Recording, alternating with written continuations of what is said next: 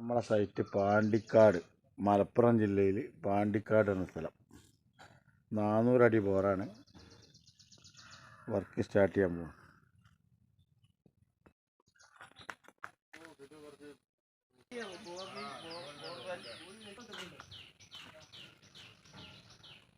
Motor ഫുള്ളൗട്ട് ചെയ്തുകൊണ്ടിരിക്കുകയാണ്. ഇതിൽ നമുക്ക് ടൂൾസ് ഇറക്കേണ്ട ആവശ്യം വന്നിട്ടില്ല. അപ്പോൾ ഇത് ചെറിയ ടെക്നിക്ക് ഉപയോഗിച്ച് ഞങ്ങൾ പുറത്തെടുത്താണ്.